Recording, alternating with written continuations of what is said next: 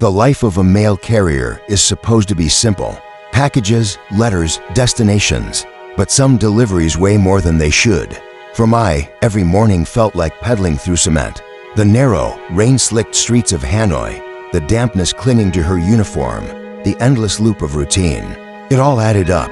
The weight wasn't just the satchel on her shoulder, it was the years.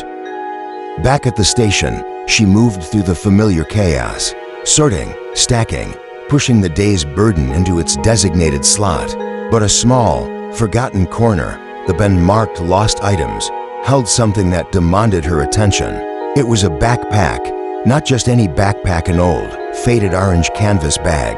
Lying there, folded and quiet, it seemed to hold a faint, warm glow against the cold, institutional light. A gentle, almost imperceptible pulse. Curiosity, quiet and deep, tugged at her. She reached for him. Tiko, unknowingly, she had just accepted her second chance. She didn't know why, but she swapped out her old leather satchel for the strange orange backpack. As she strapped Tiko onto her back and mounted her bicycle, the route began again. But this time, something was different. With every bump in the wet cobblestone street, Tiko hummed, a low, soft thrum like a faraway heartbeat. It wasn't the sound of a mechanical object, it was the sound of something waking up. The day passed in a blur of routine and reflection. Then, a sudden, sharp gust of wind broke the pattern. Papers scattered, caught in the air like startled birds. Mai gasped. From Tiko's slightly unzipped pocket, one small, forgotten envelope slipped out. It fell, slow motion, into a puddle, the water instantly blurring the ink on the front. Mai froze, hearing nothing but the frantic thump of her own heart. The name on the soaking paper, Lin. Mai's fingers trembled as she retrieved the letter. The familiar script on the envelope, even blurred by water, brought a cold, sharp feeling of recognition. It was a handwriting she had tried and failed to forget. She stared, her eyes widening, her past rushing into the present moment. Years ago, a younger Mai, equally damp and burdened, frantically trying to secure a bundle of mail against a sudden, violent storm. A slip, a fall, the flash of white paper disappearing down the dark. Maw of a drain, a simple mistake, a single, lost letter that became a scar on her conscience. I promised myself I'd never lose another one, she whispered to the storm. But the promise was broken before the words left her mouth. That guilt, that single point of failure, was the true weight she had been carrying all along. Back in the present, still sitting on her bicycle in the rain, she clutched the letter. After all these years, the missing piece of a life, found by chance. By Tiko. The orange backpack pulsed softly, a low, steady glow, echoing the rhythm of her own hesitant breaths. It was a beacon of regret, yes, but also a signal for tenderness, for the possibility of amends. She looked up. The road split. To the left, her route, the duty that defined her life. To the right, the path toward Lin's old neighborhood, the chance to correct the memory that haunted it. The roads diverged like two absolute choices, the safe routine or the terrifying path toward resolution. Mai hesitated, but the quiet, pulsing glow of the bag against her back felt like a gentle push. Resolve settled in her shoulders. She didn't turn left, she turned right. The ride became a pilgrimage, a journey not across the city, but across time, through the bustling traffic, toward the quiet countryside edges. Mai pedaled, chasing down a moment lost years ago. The setting sun caught the water flickering in the wake of her tires, and the golden light settled around Tiko's glowing zipper, small, steady light in the fading day. She was an agent of the past, delivering closure, one long ride at a time. Finally, she stopped, an old, worn wooden gate. The sign, faded but legible, New Yen family.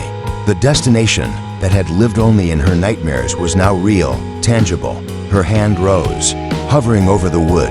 Pausing mid-knock, the silence was absolute. The soft dusk light wrapped around the forgotten door. The gate creaked open. Lin's brother, older, gentler, appeared in the doorway, framed by the warm interior light. Mai said nothing. The years, the journey, the guilt had all condensed into the single, trembling gesture of extending the soaked envelope. This should have come years ago. Her voice was barely a whisper.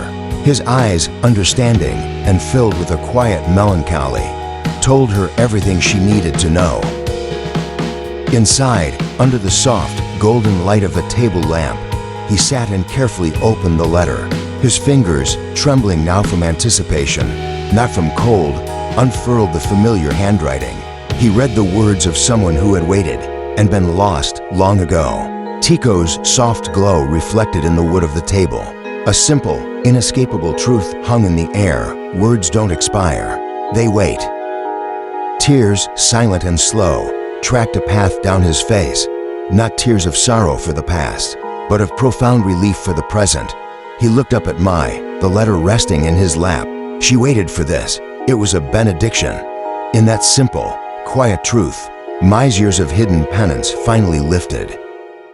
No other words were necessary. They simply sat. A cup of steaming tea rested between them, a shared moment of peaceful melancholy. Bridging the gulf of time, Tiko's glow, now steady and gentle, reflected in the surface of the tea. The quiet was complete. A slight bow from him, a return gesture from her. The thanks was not in words, but in the shared recognition of a wrong finally righted. Tiko hummed once, a soft, final note, the sound of closure. Itself, the light in the room, was a warm, vibrant orange, finally free of guilt. Mai stood and turned to leave. As she walked out the gate, the rain stopped. Looking back, she saw the house glowing softly, not with electric light, but with the warmth of an old burden lifted. The lightness in her step was undeniable. Guilt had been replaced by grace. Early dawn, she rode again, the streets glistening, not with rain, but with the dew of a new morning. The sun broke over the horizon, casting a lens flare that felt like a blessing. Some roads lead you back not to where you started, but to where you were meant to arrive. Her routine was the same, but the delivery felt completely different. Back in the mailroom, the morning light streamed over the counter. Tiko sat, silent and still. His zipper, almost imperceptibly, sealed itself shut on its own. A chapter was closed. He had done his job. He rested, tranquil and complete, waiting for the next story. A young carrier, bright-eyed and new to the job, approached the counter. Her hand reached out and lifted the orange canvas.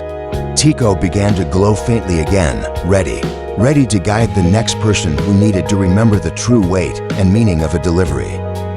Letters drifted in the sunlight, reminders that every message carries a piece of a life, a moment waiting to be fulfilled, and a small, orange messenger was ready for the next journey. Closure doesn't come fast, but it always finds its way.